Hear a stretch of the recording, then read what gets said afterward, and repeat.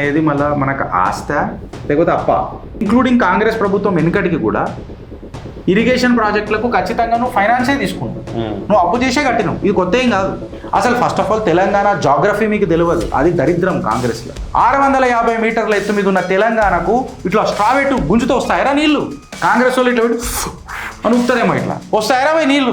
కాంగ్రెస్ వాళ్ళకి అర్థమైతలేదు అని అంటే వీళ్ళకు అవగాహన లేదని అనుకోవాలా, లేకపోతే తెలంగాణ మీద ప్రేమ లేదని అనుకోవాలా, లేకపోతే ఇలా రాజకీయ చరిత్ర మొత్తం చెదలు పట్టిందని అనుకోవాలా.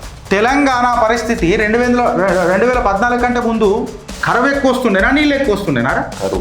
కరువు ఎక్కువ వచ్చింది. ఇవాళ కాళేశ్వరం కట్టిన తర్వాత సుమారు 45 లక్షల ఎకరాలు పొటెన్షియల్ అయింది మనకు అగ్రికల్చర్కి, సాగు ధాన్యం యొక్క ఉత్పత్తి. ఇవాళ భారతదేశంలోనే అగ్రగామి లెక్క తెలంగాణ నిలబడలే. ఈ ఘనత కాళేశ్వరంది కాదా? నువ్వు సోలార్ పవర్ వాడుకోవచ్చు కదా లిఫ్ట్ స్టేషన్లకు. నువ్వు సొల్యూషన్ ఎప్పుడన్నా ఆప్టిమైజ్ చేయడానికి ప్రయత్నం చేసినావు రనైనా? నాకు అర్థం కాదు. ప్రతిసారి ఇది వేస్ట్ గది వేస్ట్, కాంగ్రెస్ చేసింది కరెక్ట్ అన్నట్టు. మళ్ళీ ఇన్ని రోజులు మీరు మొత్తం కాంగ్రెస్ ఎందుకు లేకుండా పోయింది దేశం మొత్తంగా? గది చెప్పడానికి ఎప్పుడన్నా చాదన అవుతుందా వీళ్ళకి? మీ పీసీ కోర్స్ కమిషన్ అని చెప్పిందా ఇది ఫెయిల్యూర్ అని? నీ దగ్గర ఏమైనా ప్రొక్యూర్మెంట్ డేటా కాంట్రడిక్షన్స్ ఉన్నాయా? ఇది ఫార్మర్కి బెనిఫిట్ చేయలేదని? కాళేశ్వరం అంటే కట్టడం కాదురా అయ్యా. కాళేశ్వరం అని అంటే ఒక hydraulic సోవరెనిటీ. And better you understand this fact. Gautam Model School, Sun City branch, admissions are open for 2026. No admission fee, free school uniform and also bus transportation available for nursery to 10th class. Hurry up. Address, Sun City branch opposite Kasturba Trust. Limited seats. Contact us now 8121573123 and 8977113123. రెండిళ్లలో Kaleshwaram కిస్తులకే 47,000 కోట్లు. 2024లో 13,388 కోట్లు, 2025లో 33,574 కోట్లు కట్టిన సర్కారు. 2020-2023 వరకు 4 ఏళ్లలో BRS కట్టింది 25,000 కోట్లే. RBI దరఖాస్తులు వెలుగులోకి వాస్తవాలు. కాళేశ్వరం అప్పు వల్ల సంక్షేమ పథకాలపై ఎఫెక్ట్. కాళేశ్వరం అప్పు వల్ల సంక్షేమ పథకాలపై ఎఫెక్ట్ ఇచ్చే ముందు తెలియదా? మా వాడ చెప్పేసారు. ఇప్పుడు కాళేశ్వరం అనేది మళ్ళీ మనకు ఆస్త లేకపోతే అప్ప అనేది కదా క్వశ్చన్. కాళేశ్వరం అనేది ఆస్త అప్ప ఎంత అన్నారబ్బా? 47,000 కోట్లు. 47,000 కోట్లు ఏదైతే కాంగ్రెస్ ఇలా హెడ్లైన్ల నరేటివ్ నడుపుతున్నది కదా, నేను అడుగుతున్నా 47,000 కోట్లు అనేది కాళేశ్వరం ఇంట్రెస్ట్ అని అన్నారు మీరు. అయితే రియాలిటీ చెక్ చేయాలన్నా వద్దా? రియాలిటీ చెక్ చేస్తే ఏమొచ్చింది? వాళ్ళే చెప్పుకున్నారు కదా 2024లో అని ఏదో చెప్పుకున్నారు. రియాలిటీ చెక్ చేస్తే 2020 నుంచి 2023కి క్యుములేటివ్ ఇంట్రెస్ట్ అంటే చక్రవడ్డీ అని అంటాం కదా, అక్రాస్ ఇరిగేషన్ లోన్స్ ఏవైతున్నాయో అవి మొత్తం కలిపితే 25,800 కోట్లు. కరెక్ట్, మీరు ఎన్నుండ్రి ఇరిగేషన్ లోన్లకే ఈ డేటా మనం తీసుకొని చూస్తే 25,800 కోట్లు. 2024-25 లయబిలిటీ ఎంతైతే పెరిగిందని అని అంటాం చూడు, అది 47,000 కోట్లకు వచ్చింది. అంటే ఇది ఇయ్యాలని అయింది కాదు. ఎప్పటి నుంచి?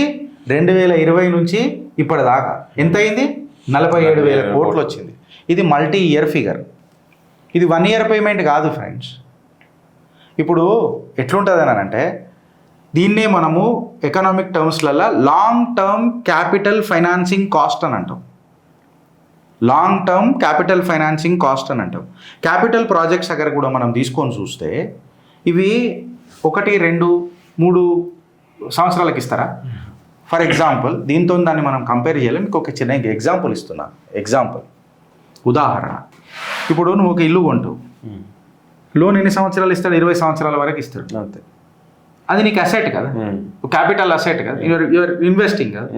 సో అది ఎన్ని సంవత్సరాలు ఉంటుంది? 20-30 సంవత్సరాలు ఇస్తారు. మళ్ళీ ఇప్పుడు కాళేశ్వరం అనేది అదే మన గలికడ కట్టిన గోడనా? అది లేదా సండాస్కి కాంగ్రెస్ వాళ్ళ ఇంటికాడ సండాస్కి అక్కడ కట్టిన కుండి గోడనా?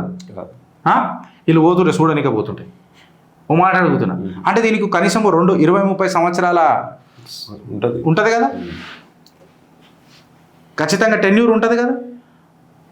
ఇప్పుడు ఏ మేజర్ ప్రాజెక్టు నువ్వు కట్టాలన్నా భారతదేశంలో ఇంక్లూడింగ్ కాంగ్రెస్ ప్రభుత్వం వెనుకటికి కూడా ఇరిగేషన్ ప్రాజెక్టులకు ఖచ్చితంగా నువ్వు ఫైనాన్సే తీసుకున్నావు, నువ్వు అప్పు చేసే కట్టినావు. ఇది కొత్త ఏం కాదు.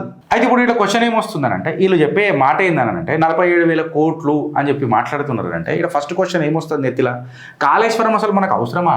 ఎందుకు కట్టిండు కేసీఆర్ అని ఒక పంచాయతీ ఉంటుంది. అసలు first of all Telangana geography మీకు తెలియదు, అది దరిద్రం కాంగ్రెస్లో. అది మీరు అర్థం చేసుకోకుండా తెలంగాణని ఇన్ని రోజులు సర్వనాశనం చేసిండ్రు. తెలంగాణ ఏడున్నది రాబోయే అంటే అప్లాండ్ ప్లాటో అంటారు రా తెలంగాణని. ఇది తెలిసి సావదు మీ కోడి దిమాకులకు. 650 మీటర్ల ఎత్తు మీద ఉన్న తెలంగాణకు ఇట్లా స్ట్రావెట్ గుంజుతో వస్తాయరా నీళ్లు? కాంగ్రెస్ వాళ్ళు ఇట్లా అని ఉత్తరేమో ఇట్లా వస్తాయరా పోయి నీళ్లు? దానికి ఖర్చు కాదా? 60 to 70% అగ్రికల్చర్ ల్యాండ్ ఏదైతే ఉంది చూడు మన తెలంగాణలో, అది రివర్ ఫ్లో కంటే ఎత్తు మీద ఉన్నది రాబోయ్. 650 మీటర్ల ఎత్తు మీద ఉన్నది. అది 1-2% కాదు, 60 to 70%. మీ దేడి దిమాకులకు చెప్తున్నా. మళ్ళీ నన్ను ఎవడు ఆ పార్టీకి సపోర్ట్ చేస్తున్నా అని చెప్పి మాట్లాడతాడు. నేను ఏ పార్టీకి ఎందుకు సపోర్ట్ చేస్తారా భయ్? ఇక్కడ ఫ్యాక్ట్ మాట్లాడుకుందాం కదా. నీ గ్రావిటీ కెనాల్స్ అనేది ఇంపాసిబుల్ మన తెలంగాణ, ఎస్పెషల్లీ నార్త్ ఇంకా సెంట్రల్ తెలంగాణకు అయితే అసలు ఇంపాసిబుల్. అది గోదావరి ట్రిబ్యునల్ క్లియర్ కట్గా నీ అప్ స్ట్రీమ్ నీళ్ళను నువ్వు వాడుకో అని చెప్పింది. అది లీగలీ నువ్వు వాడుకోవచ్చు అని చెప్పి పర్మిషన్లు కూడా ఇచ్చింది.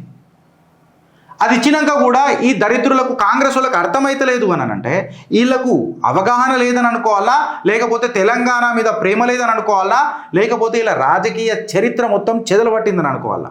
ఇప్పుడు నీళ్లు పైకి లేవట్టకపోతే ఈ నీళ్ళని ఏం పాలైతే సముద్రం పాలు కావా? పక్కకున్నోడు ఏమంటాడు, సముద్రం పాలైన నీళ్లు నేను వాడుకుంటున్నా అంటున్నాడు. ఇప్పుడు సిగ్గు శరం ఎవడుకుండాలా? వాడుకున్నోడుకు ఉండాలా, లేకపోతే ఈ నీళ్లను వాడుకోకుండా ఇడిచిపెట్టినోడుకు ఉండాలా? వెనకటి ప్రభుత్వం చేసేది, కేసీఆర్ చేసేది మళ్ళీ నాకు కరెక్టే అనిపిస్తుంది కదా. ఇప్పుడు చెప్పు, నువ్వు ఏమంటున్నావు? చాయిస్ సింపుల్ ఉన్నది, నువ్వు లిఫ్ట్ చేయాలా లేకపోతే విడిచిపెట్టుకోవాలి. Either you lift it or lose it అని చెప్పి మాట్లాడుతున్నాడు. తెలంగాణ పరిస్థితి 2014 కంటే ముందు కరువు ఎక్కువ వస్తుండేనా, నీళ్ళు ఎక్కువ వస్తుండేనారా? కరువు ఎక్కువ వచ్చింది. ఇవాళ కాళేశ్వరం కట్టిన తర్వాత సుమారు 45 లక్షల ఎకరాలు పొటెన్షియల్ అయింది మనకు అగ్రికల్చర్కి, సాగుకు. నువ్వు పవర్ సప్లై తీసుకొని చూస్తే వెనకటికి ఎట్లుండే? కరెంట్లు పోలే, వాస్తవానికి పోయినా. నేనే కేసీఆర్ అన్నా వెనకటికి, నేనే అన్నారా ఆయన పెట్టిన, ఆయన ముఖ్యమంత్రి అయిన 3వ రోజుకే పెట్టిన కరెంట్ పోయింది మా ఇంట్లోనని. అది మీకు కూడా పెట్టిన. ఇప్పుడు కాంగ్రెస్ కూడా అంటున్నా, కట్లు అవుటేజెస్ ఎట్లుండే? ఏమో వేసిండ్రు పోయి, మాయ వేసిండా, మంత్రం వేసిండా. 24 గంటల కరెంట్ ఇది ఇచ్చిండు కదా, నాణ్యమైన కరెంట్ 24 గంటల కరెంట్ ఇచ్చిండు కదా.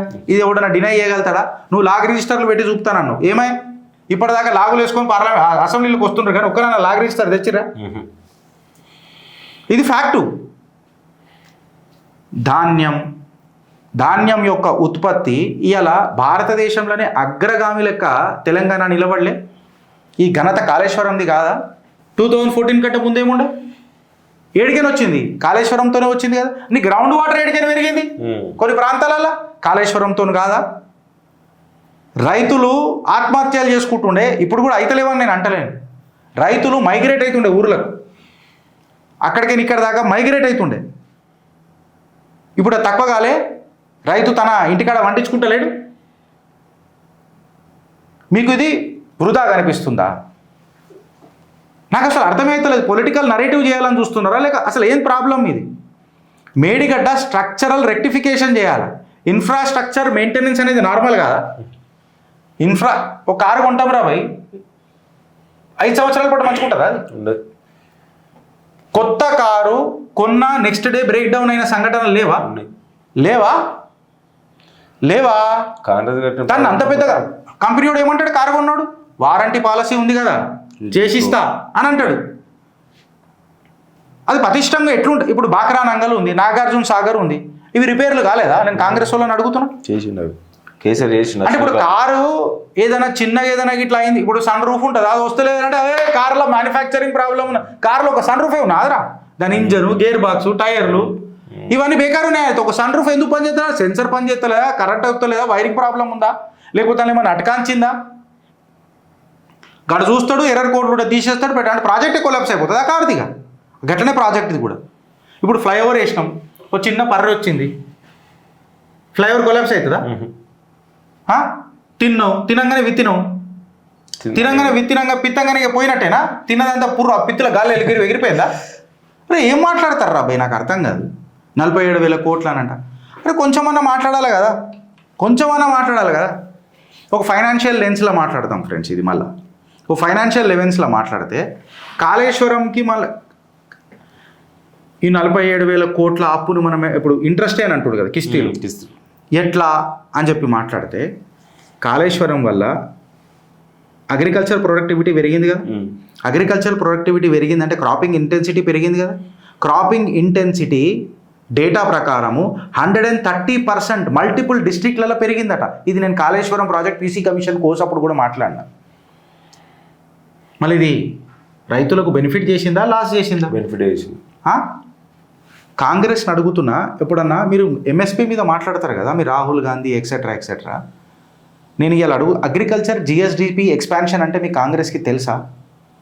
అగ్రికల్చర్ జిఎస్డిపి ఎక్స్పాన్షన్ అంటే తెలుసా? అగ్రికల్చర్ అనేది కీ డ్రైవర్ అవుతుంది స్టేట్ జిఎస్డిపి గ్రోత్లో.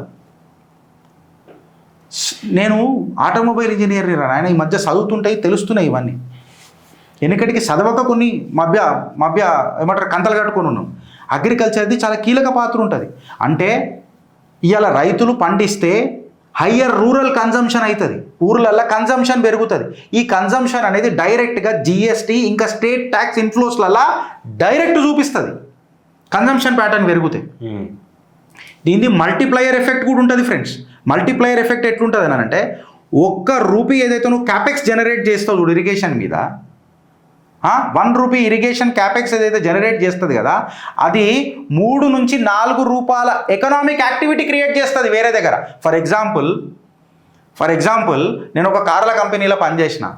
ఏమైంది సార్ ఈసారి జర సేల్ తక్కువైనానంటే అగ్రికల్చర్ కొలాప్స్ అయింది, ఈ నెలల కరువు వచ్చింది. సో అగ్రికల్చర్ ఇన్కమ్ కూడా లేకపోయాయి కాబట్టి ఇక్కడ దీని ఎఫెక్ట్ కనబడుతున్నది మనకు.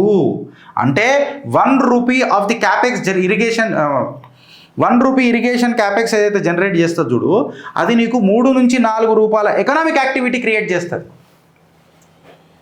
అంచలంచలుగా. ఏం మాట్లాడుతున్నారు సార్? ఇది ఆర్థిక శాస్త్రవేత్తలు ఉన్నారు కదా, నేను చెప్పింది తప్పా సార్? నాకు ఒక మాట చెప్పురు. దీనివల్ల కాంగ్రెస్ బాండ్స్ ఇష్యూ చేయలే ఎన్నిసార్లు? నీకు లాంగ్ టెన్యూర్ నువ్వు ఇంట్రెస్ట్ రీఫైనాన్సింగ్ చేసుకో. అప్పు మీద అప్పు చేసుకుంటూ నీకు కొత్త కాదు కదా.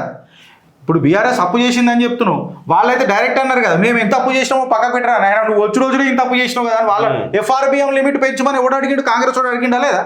మళ్ళీ ఎందుకు అడిగిరు మీరు? ఛాతి ఇంత పెట్టుకొని మేము అప్పులు చేయమని చెప్పి కూర్చునేది ఉండే. నువ్వు అప్పులు చేసి ఏం చేస్తున్నావు అంటే విగ్రహాలు కడుతున్నావు. పెన్షనర్లకు వీళ్ళకేమైనా చేసినావా? చేయలే. నువ్వు లాంగ్ టెన్యూర్ ఇరిగేషన్ బాండ్స్ కూడా ఇచ్చుకోవచ్చు కదా. నువ్వు నాబార్డ్లా రీస్ట్రక్చరింగ్ చేసుకోవచ్చు కదా. నీ పవర్ ఎఫిషియన్సీ అప్గ్రేడ్ చేసుకుంటే నీకు పంపింగ్ కాస్ట్ కూడా తగ్గుతుంది కదా. నీ గ్రీన్ ఎనర్జీ అట్లాంటివి యూజ్ చేసుకుంటే అది అవుతుందో కాదో నాకు తెలియదు, నేను జస్ట్ గెస్ కొట్టి చెప్తున్నా. నేనైతే ఒకవేళ ఎలక్ట్రికల్ ఇంజనీర్ అయితే కాదు. బట్ వాస్తవానికైతే నీ దిగుమతి అయితే నీ ఏమంటారు ఈల్డ్ పెరిగింది కదా క్రాప్లది. నీ క్రాప్స్ నువ్వు పండించే పంటలలో కూడా డైవర్సిఫికేషన్ వచ్చింది కదా. నువ్వు ఎప్పుడైనా రైతులకు అది సూచించినావా? నువ్వు సోలార్ పవర్ వాడుకోవచ్చు కదా లిఫ్ట్ స్టేషన్లకు. నువ్వు సొల్యూషన్ ఎప్పుడన్నా ఆప్టిమైజ్ చేయడానికి ప్రయత్నం చేసినావా? నాయన నాకు అర్థం కాదు. ప్రతిసారి ఇది వేస్ట్ గది వేస్ట్, కాంగ్రెస్ చేసింది కరెక్ట్ అన్నట్టు. మళ్ళీ ఇన్ని రోజులు మీరు మొత్తం కాంగ్రెస్ ఎందుకు లేకుండా పోయింది దేశం మొత్తంగా? గది చెప్పడానికి ఎప్పుడైనా చాతన అవుతుందా వీళ్ళకు? వీళ్ళకి ఒక్కసారి కూడా రాదు. ఇది ఫెయిల్యూర్ ప్రాజెక్ట్ అంటారు. ఒక్క ట్రిబ్యునల్ అన్న చెప్పిందా ఇది ఫెయిల్యూర్ అని? మీ పీసీ కోర్స్ కమిషన్ అన్న చెప్పిందా ఇది ఫెయిల్యూర్ అని? నీ దగ్గర ఏమైనా ప్రొక్యూర్మెంట్ డేటా కాంట్రడిక్షన్స్ ఉన్నాయా ఇది ఫార్మర్కి బెనిఫిట్ చేయలేదని? ఇంట్రెస్ట్ క్రషింగ్ చేస్తున్నది నాకు సంక్షేమ పథకాన్ని సంకనాకే పథకాలకు ఎందుకు మాట్లాడేది ఇవన్నీ కథలు? సంక్షేమ పథకాలకు కూడా మీరు ఏమి ఇచ్చిరండి? Can you speak about the డెప్ట్ to the GSDP ratio and whether they are within the norms? Can you justify with data? And if you cannot justify with data then don't do drama. Are you ready for any debate? నేనే వస్తా, దంకేపే చోట live పోదాం, ఉస్మానియా యూనివర్సిటీలో పెడదాం, దా పోరలకు చూపించుకుంటా. Kaleshwaram waste అని చెప్తావు. అరే మనము కొన్ని ప్రాజెక్టుల గురించి చేస్తుంటే నువ్వు డెకరేషన్ అర్బన్ ప్రాజెక్టులు తయారు చేసి డెకరేషన్ చేస్తానంటున్నావు స్టాచ్యూలు పెట్టి. కాళేశ్వరం ఏమన్నా డెకరేషన్ ప్రాజెక్టా? అదేమన్నా నాన్ ప్రొడక్టివా? ప్రొడక్టివ్ అవుతున్నది కదా. అలా మేడిగడ్డ స్ట్రక్చరల్ స్ట్రెంథనింగ్ చేయాలి, నువ్వు చేస్తున్నావా? అది ఇరిగేషన్ అసెట్ కదా. ఈ ఖర్చు పెడితే రైతులను రారాజు చేసినట్టు అవుతావు కదా. మళ్ళీ నువ్వు చేస్తున్నావా? 12 ఎంత అది 47,000కి ఇస్తే. ఇప్పుడు నార్త్ తెలంగాణ వర్షాల మీదనే కదా ఆధారపడ్డది. కరెక్టా రాంగా? ఇప్పుడు నువ్వు కాళేశ్వరం నాశనం, కాళేశ్వరం వేస్ట్ అని అంటే మళ్ళీ రైతు దేని మీద డిపెండ్ కావాలి? బోర్వెల్ మీదనే కదా. బోర్వెల్ మీద డిపెండ్ అవుతుందంటే నీ గ్రౌండ్ వాటర్ పోతుంది కదా. నీ గ్రౌండ్ వాటర్లో గ్రౌండ్లలో కూడా నీళ్ళు అయిపోతే ఎన్ని వేల ఫీట్లు తోకుంటూ పోతాడు కిందికి. అప్పుడు దాని తర్వాత ఏమవుతుంది? రైతుకి పండించిన పంట చేయికి రాకపోతే అప్పులు పెరిగితే రైతు ఏమవుతుంది? ఆత్మహత్యలు పెరిగాయా? ఆత్మహత్యలు రైతులు పెరిగినప్పుడు రూరల్ ఎకానమీ ఏమవుతుంది? రూరల్ ఎకానమీ ఏమవుతుంది? తెలంగాణ పరిస్థితి ఏమవుతుంది? కాళేశ్వరం అనేది ఇరిగేషన్ని స్టెబిలైజ్ చేసింది, రూరల్ ఇన్కమ్ని ఇంక్రీజ్ చేసింది, ఆగ్రో బేస్డ్ ఇండస్ట్రీలను తయారు చేసింది, ల్యాండ్ వాల్యూని అప్రిషియేట్ చేసింది. పండించే భూమి ఉంటే దానికి వేరే కదా. రైతులను అక్కడికైనా ఇక్కడికైనా పోతుంటే ఆపింది. మళ్ళీ ఇప్పుడు కాళేశ్వరం అనేది మనకు కాస్టా?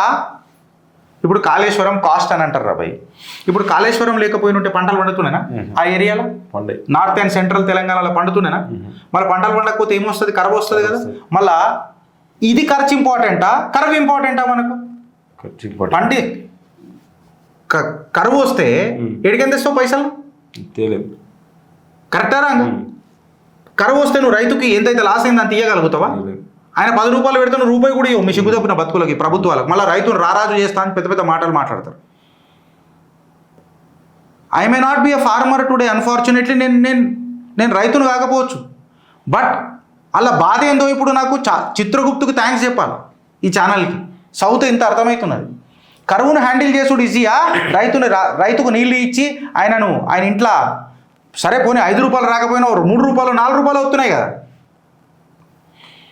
వాటర్ ఇన్ఫ్రాస్ట్రక్చర్ మీద వీళ్ళు పైసలు ఖర్చు చేయరు. కరువు వచ్చినప్పుడు రిలీఫ్ ప్యాకేజీలు ఇస్తారు కదా, అందులో దొబ్బుతారు. 10 రూపాయలు ఇస్తున్నామని చెప్తారు, 8 రూపాయలు కూడా ఓ రైతుకి పక్కకైనా సైడ్ లైన్ చేస్తారు. వచ్చే ఎలక్షన్ మేనిఫెస్టో తయారు చేస్తారు. మళ్ళీ వచ్చే ఎలక్షన్కి ఫండ్ చేస్తారు. కాళేశ్వరం అంటే కట్టడం కాదురా అయ్యా. కాళేశ్వరం అని అంటే ఒక hydraulic sovereignty. And better you understand this fact. ఇంట్రెస్ట్ని అప్పుల మీద అప్పులు చేస్తున్నారు, ఇంట్రెస్ట్ మీద అప్పులు చేస్తున్నారు. కొత్త కాదు.